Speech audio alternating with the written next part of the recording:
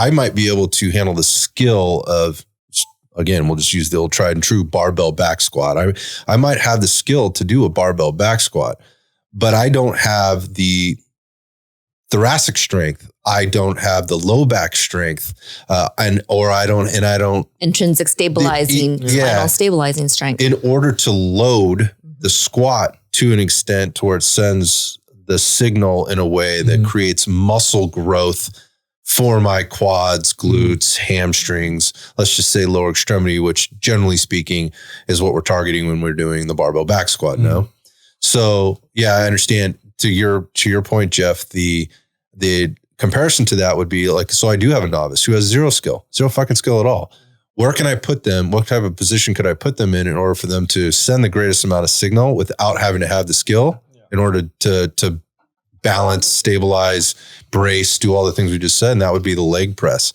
And that's, again, you see a lot of people drifting there. Those are good bodybuilding movements, but they're not good skill building movements. Exactly. And it depends on your goal. So eventually you're going to hit a, what's the term that's used? There's like there's a point of diminishing returns, right? Like you can only do the leg press so much and expect so much out of the leg press before you're going to have to move on to something else.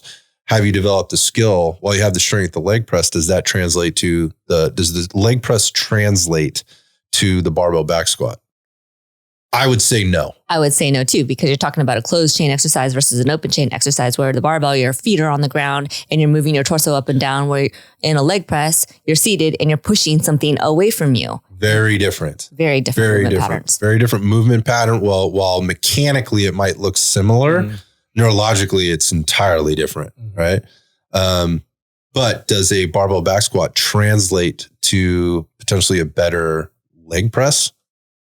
Possibly. I would say yes. Because the more force I can generate in the closed chain exercise, I should then that should translate to the open chain exercise, which is why I found strong foundation in a strength building and a strength training program is so important.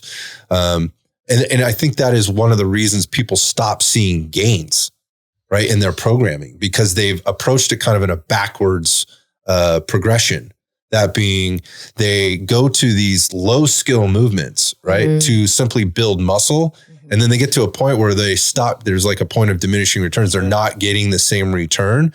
But because they continue to revisit the same machines, the leg press, the leg extension, the hamstring curl, but then when they go to the, say the barbell back squat, they can't load nearly the same in order to, again, trigger and elicit that signal, that muscle growth or muscle building signal to the area that they're typically trying to target. So what ends up happening? Well, they walk away from that, or they use that movement in some other weird way. Like they go, well, I'm going to isolate things a little bit more using the barbell, that being like a barbell back-loaded Bulgarian split squat, which obviously would be a lot less loaded than than your traditional back squat.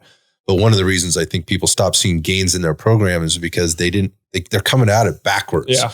They're going from the bodybuilding perspective. I'm not saying bodybuilding is bad, but rather than from a compound complex. But it's not that if you look back at old school bodybuilding, this guy squatted. They lifted heavy weights, man. Arnold said he lifted powerlifting style for 4 years, and he should have been periodizing. But for 4 years, he says that a beginner bodybuilder should be doing powerlifting in the low rep ranges to build the density needed to be shown on stage. Because when you're just bodybuilding and you're pumping what you don't have dense muscle, you don't get that characteristic on stage, right? You look soft.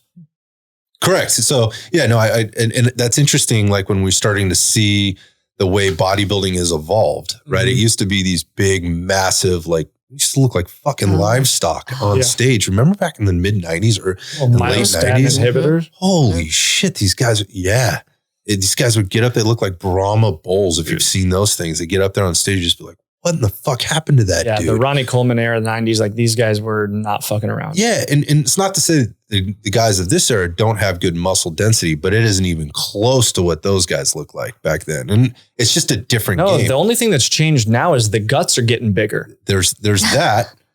But the other thing that's changed is people just stopped getting that dense. Yeah. So what do we have? 30 and 50 rep. Now we're moving down into guys don't wear bikinis and, bikini bottoms and briefs and all the things. They actually get up there in board shorts now. They're looking for a smaller athlete who's not as dense. Yep.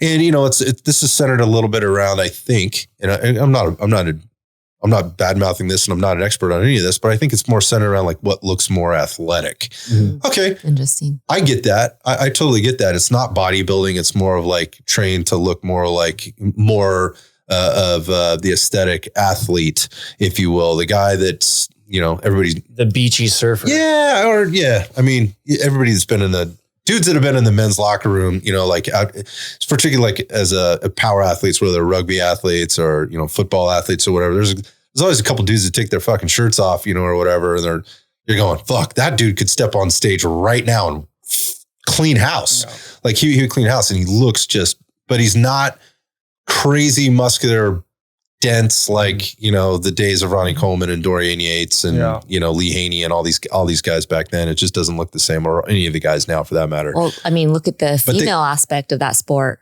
right? With bodybuilding and how it went away. And now there's the other categories. But what was it? Pumping Iron 2 with Bev. Yeah, and Francis, and looking at her and how bodybuilding, you're talking about bodybuilding, you're talking about density and you're looking at size and you're looking at, all the things that the judges look at, but she was not fitting within the feminine stereotype. Yeah, but there's a lot of reasons why she wasn't fitting in that side. and it wasn't just how she was lifting. Let's be honest. But going back to just that sport or that competition and changing over time and where women are in that now versus where they were originally.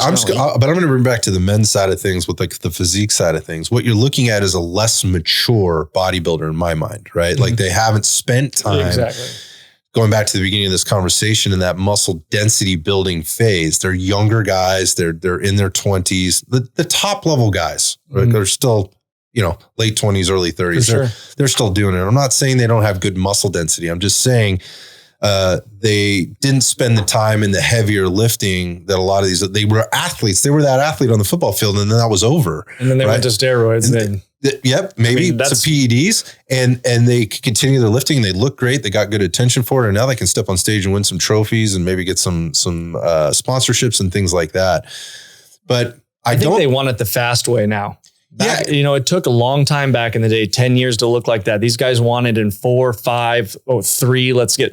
Some of the things that I see these guys running and hear them running, I don't even know how their kidneys and their bodies are functioning. Oh, you mean nowadays? Yeah. Yeah. The guys that were stepping on stage were in their mid to late 20s back in the day for bodybuilding. Right? It took that long to get to that and cut your teeth and get to that level of competition. And now we're seeing the kids come out. They're younger and younger, right? You've seen these 18-year-olds are looking at them going, what the fuck, dude? I remember going to the Olympia. It was the last year Dorian won. Whenever that was. God, that was probably like 96. 97 might have been no. Sorry. It was probably more like 98 or 99. And I remember being in the expo, right? It was at the Mandalay Bay. It's where the thing was. I remember being in the expo and all the athletes were walking around the expo like the next day. They were kind of coming through. I remember seeing Jay Cutler. And at the time, the guy was like 22 or 23 years old. He was a few years younger than I was. And I was just looking at this kid going, how the fuck does that happen? Yeah. Right. And now I'm looking at the kids that are kind of showing up like on the physique side of things. And I'm looking at them, they look the same. They're not as big. Things are different. Right. But I'm looking at them going, Jesus, the development on these kids with the stuff that they're taking, the PEDs and everything else, and the type of lifting and the type of bodybuilding they're doing is crazy to me at what they're achieving at the age that they're achieving it at. But going back to we want it all, we want it now. I think that's why people stop getting the gains that they're looking to get. First off, and I think it comes with not having a well put together plan, right? Mm-hmm. So first thing you got to look at is like, what am I really trying to achieve here? I'm just trying to get huge. Well, if you're just trying to get huge, right, then take a few steps back and let's get back to a strength and muscle building program. Mm-hmm. And that is not linear. No. That it should be periodized, and that is not linear. You're going to go in and out of hypertrophy strength over a long period of time. You're going to be playing with volumes. You're going to be playing with intensities. But, to that point, I guess what we see people doing is they're coming in. It's just like, it looks way more linear. It's just hypertrophy all the time. A lot of intensity principles right on top of that. They're drop sets, force sets when they don't need it, right? And they're not programmed. Like every exercise and every workout has a forced or a drop set, right? To where they're just not recovering, right? Those are for people on PEDs or for very well programmed, like my last week. I'm going to add a little bit of volume by adding a drop set, right? Still keeping it not to failure. Right. So, yeah, I think there's some misconceptions there about how to do this well over a longer period of time. But, when you're 18 years old and you just want to look good, with your shirt off, whatever else, you kind of, and you're getting results. So that's the other thing is like, that's because you're a fucking novice. Right. And to your point, going back to hormones. That and hormones. And you're still growing. You're still becoming a man. Right. So, in women set aside, you're still a novice. So your gains are going to be exponentially higher than the guy that's been doing it for, 10 or 15 years. They're refining, you're just getting started. So you're getting like this result. And then when you stop getting the result, you just go back to where you started. That's what I see happening. Or they get later in life and they go, well, I'm going to go back to do when I saw the greatest results, which was this high volume, high intensity training. And you're not prepared for that. Like your body just can't handle that anymore. You're not resilient enough. Different time period. Yeah. So why aren't you getting your gains anymore? Well, you haven't periodized your program well. Because you haven't periodized your program well, you're not sending the right signals to 1, grow, and 2, recover appropriately to see the same result. I just kind of looking at it, how would I put together a program for somebody that was, say, they'd spent some time in their younger years lifting weights, maybe got away from it, had some good gains. They were an athlete, kind of looked good all the time, could get away with kind of eating Pop-Tarts and drinking Coca-Colas every day, but still look like a comic book character. I hated those guys because that wasn't me, but they could somehow maintain, they go in and they could just look at the weights and they would, they would grow.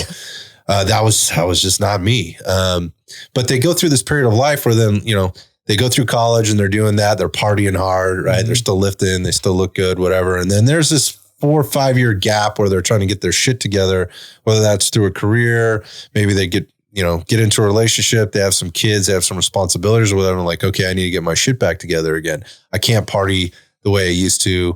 I shouldn't be partying the way I used to. I have liability here. So I need to take better care of myself. And they jump right back to what they were doing when they were 18 to 22 or 23 years old. And it isn't working. Or maybe it does for a little while because you're reintroducing stimulus. So they start to lose a little bit of weight. They're finding their strength again. But then it stops.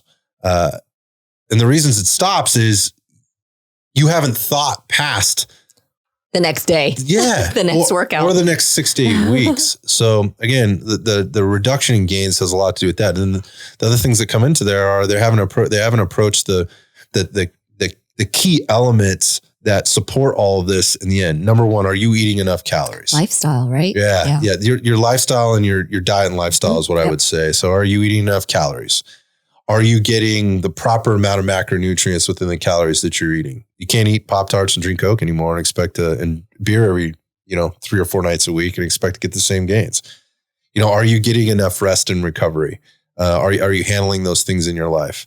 Right. Those are extraordinarily important, and then there's the whole stress management piece, like all that liability I mentioned, that shit adds up. Physical, mental, emotional. Yeah. All that stuff. Another reason people, I don't think, continue to get gains, whether young or old, right? They're not giving credit to those things. Or they spend all their time on one. Like, I'm going to start eating, I'm eating enough protein now. So I should be, and that's going to generally have a result until it doesn't. Right. And you're continuing to stress the body. So, another reason I think people stop getting the result that they're looking for. And I'm relating more to the men over the women, but I think for women, it's similar, but it's different. I think they're, they obviously they don't have the same amount of testosterone as Well, most women don't as men. So but yes, women are supposed to have testosterone. But they don't get the same result. And they tend to be attacking this stuff a little bit differently now than I used to watch them attack. I mean, way more women lifting weights now and training hard. Yeah, it's great. I love what they're bringing to the table, but I think they're getting caught in the same cycle. They're like 10 or 15 years behind the dudes, like kind of in history where now they're overtrained, right? They're not periodized. They're not afraid to lift weights anymore. They like the result that they're getting. They're getting attention from this, but it's not periodized, and then it stops. Yeah. They stop getting gains for the same reasons. And they haven't gone through that base level building, and then they step away. And usually what's happening not usually, but a lot of times what's happening for females when they're in their late 20s, early 30s, they're having kids, right? It's time, right? The biological clock is ticking. We got to knock these kids out, and things change. You stop being active. Your hormones will go through a lot of things wacky up and down. And so they jump back into it. What do they jump back into? Back to where they were when they were 22 to 24, and they run into the same stuff. They're running into the same stuff. So again, how could you be approaching your program differently?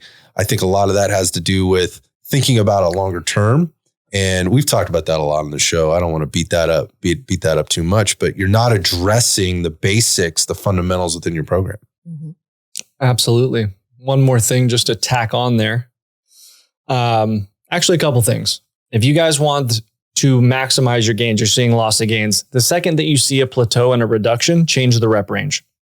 You know what? You and I had this conversation a while ago because I was talking to you about working out and how I was kind of stagnant at some of my lifts. And you're like, well, when's the last time you changed up your rep ranges and your loads? And I was like, oh, well, let me look back in my workout log. And I was like, yeah, it's probably been about 7-8 weeks. And you're like, dude, it's time. We're going to get returns until we don't, right? The body doesn't want to keep building muscle, right? It's a very energy costly tissue to have on my body. So the body over time is going to be like, no, dude, you're cool on this, but I can switch the modality to strength. And it is going to elicit a different modality like strength endurance, hypertrophy, which is the growth of the muscle, or strength. But all of those are going to help you express the highest form of aesthetics and health and being able to be strong in all these different modalities, right? So like we're talking about the bodybuilders that are constantly in hypertrophy, which is an 8 to 12 rep range. The smart ones in the off season go to a 1 to 5 rep range. So they build out their strength, their density, they're stronger. So when they come back through the hypertrophy, they're going to be able to build more muscle. They're lifting heavier weights, right? So change up your workout program when you feel stagnant. Add reps. Or change the reps, change the intensity. Yep. Look at your calories, make sure you're eating enough, sleeping enough, drinking enough water. Those things right there can really change and help bring back your gains or help you see change if you've gone stagnant. Yeah, so what you're talking about is adding intensity if you're dropping reps, going back from the hypertrophy to the strength range. That should be more. Now that's a conversation you need to have with a trainer or really go and learn yourself, because other people are going to be like, what's it? Intensity, rep ranges, all these different things. They're modalities that we use to train clients and bring them through a periodization phase to have them reach a peak performance. So we might start at a strength. We have a hypertrophy. We're reading into strength endurance. We get into power. And then whatever I'm trying to peak them into is the last phase. And then they have their competition, right? Just being able to think in an aspect like that, you would need a trainer or, just a high level individual that's really into this to kind of go and look into periodization themselves. But that's what we do here at Red Dot Fitness. And so can I add on that? So you mentioned in competition, but as far as for like just your average individual, maybe it's that summer vacation, right? Or maybe it's, hey, I know that. I'm so glad you said that. Yeah, I know that the ski season's coming. And so I want to be able to peak, to be able to go out and ski and enjoy myself, right? And be physically fit to be able to handle those demands and then recover. So it's not just, I just want to make a point. It's not just about the competition, because I think, there's that, but there's other competitions. Your daily life, like you're saying you want to go skiing, before I go out to ski, I actually do go through a light plyometric phase where I'm loading my tissue, decelerating, accelerating tissue, quickly changing directions, things that are going to prepare me for when I get out there. I'm not just like we're talking about, I took 8 months off, took a year off, or, through the summer, and now I just pop on my snowboard and hurt myself the first ride. Yeah, I think that the part of it is like you just mentioned, like getting with a coach or getting somebody that can kind of give you some feedback and some of the feedback that exists through there. Just because you can get a template, right? You can have a program that's sitting in front of you, but just because you have the template and you're doing the exercise, it doesn't necessarily mean you're getting the gains or you're going to get the result of the intended result of the program. It really is about intention and what you're putting into it, and then obeying what's happening for you as an individual, right? And making adjustments based on that. So, like the rep range might be fine for this particular time, but are you working at the appropriate intensity? And I think that's what you're sort of alluding to. Like it still might be 10 to 12 or 8 to 12 repetitions, but where are you getting to in those 8 to 12 repetitions? It's 8 to 12. Because if you're training to 12 every time, well, then you need to adjust the intensity, and maybe that's more load on the bar, right? Exactly. Or more load in your hands or whatnot. So it's, and again, people want that easy button. It's like, give me the answer. If I just do this, I get this result.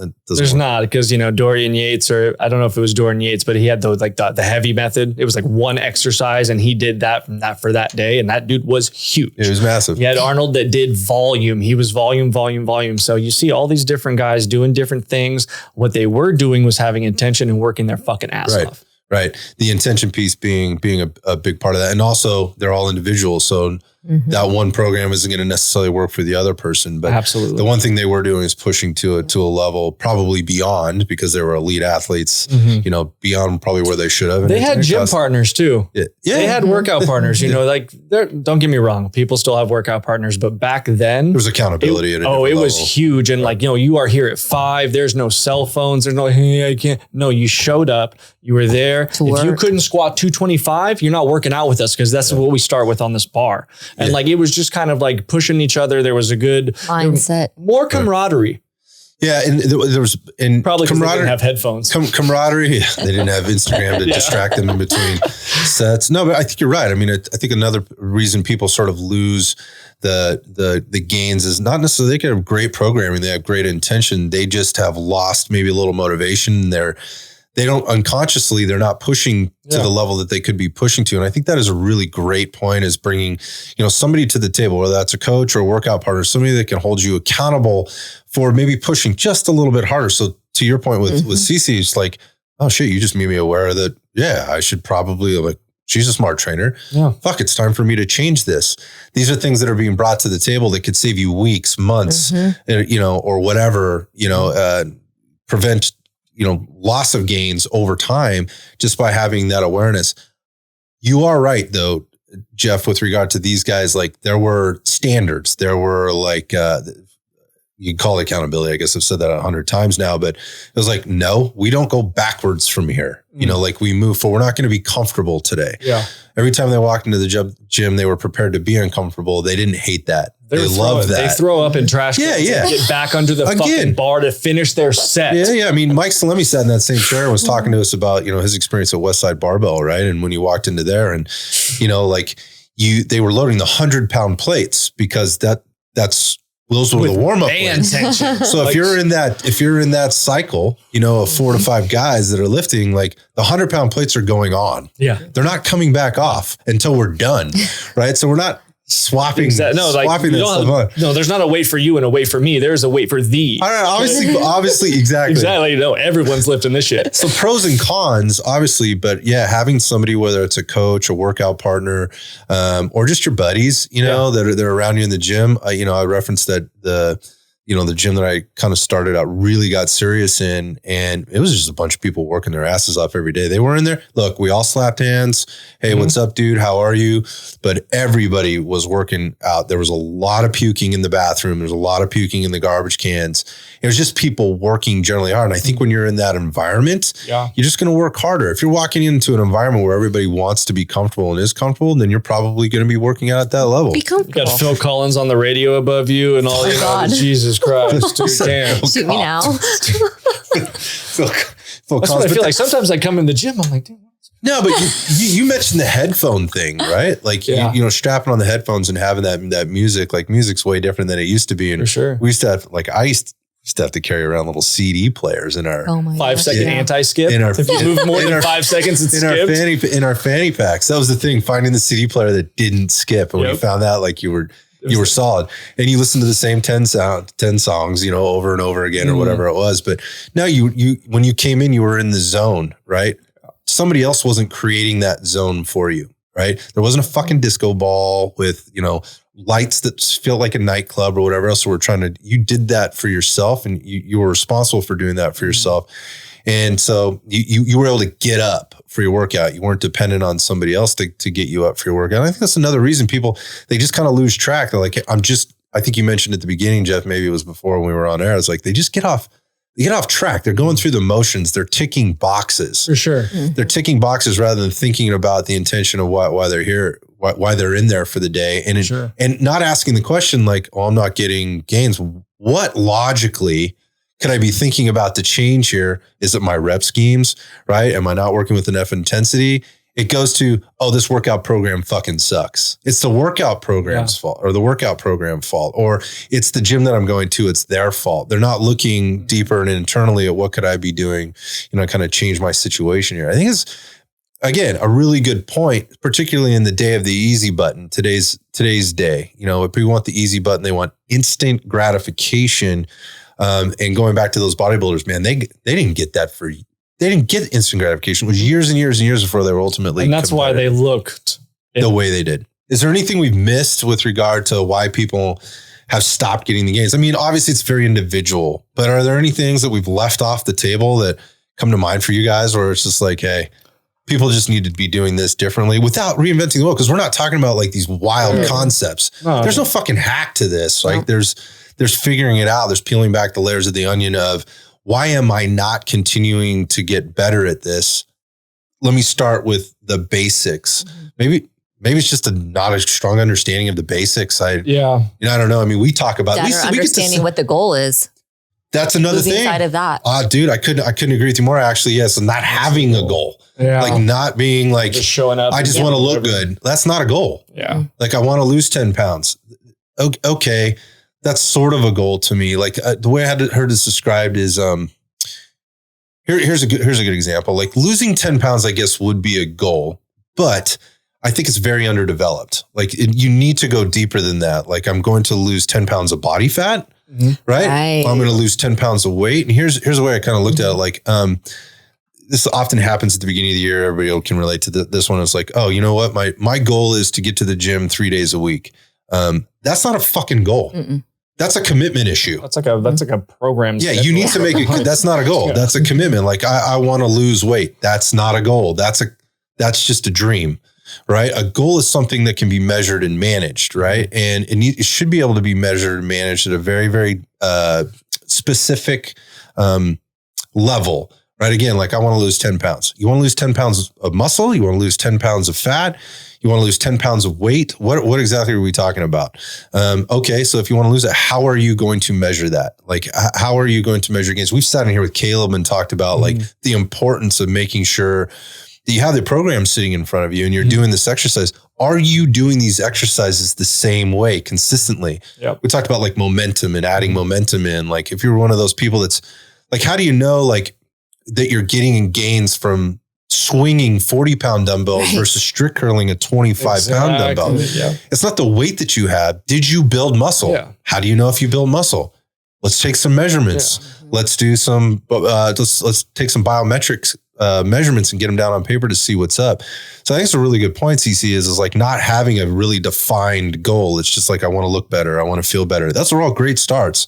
But let's dig down and figure out like, what is it that you're really trying to achieve? Because if that's what's going to make you want to ask the question about like, well, shit, is it time for me to change my reps? Is it going back to like, you know, you're not happy. What aren't you happy with? Well, I haven't lost weight. Okay. Well, is your program reflective of that? What are you doing? Yeah, right? Exactly. I always tell them when the clients say, well, I haven't lost any weight, I always go, great. Seriously. I say great. Because one, like, dude, are we, because I got to go look at their nutrition. Am I even in a deficit with them? Right. And I say great because I don't care about that number. If the composition has changed and you've lost some body fat and we've gained some muscle, but the number on the scale is the same, I don't care. Right. They might care because of the number and the relationship to that number and, you know, what all emotional, that is. The feelings.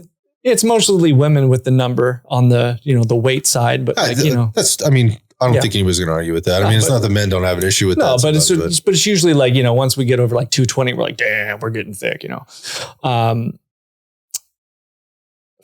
Yeah, no, drop that tangent there. No, I mean, what you're saying is like, I haven't lost any weight. Okay, cool. No, it's great. Exactly. This is what you were saying. And it does that matter? Because most of these people don't need to lose weight. They actually need to build their metabolism back up to their true maintenance, which they completely down-regulated. And we've talked about this before with Taylor, but really they need to be gaining weight. The scale should be going up.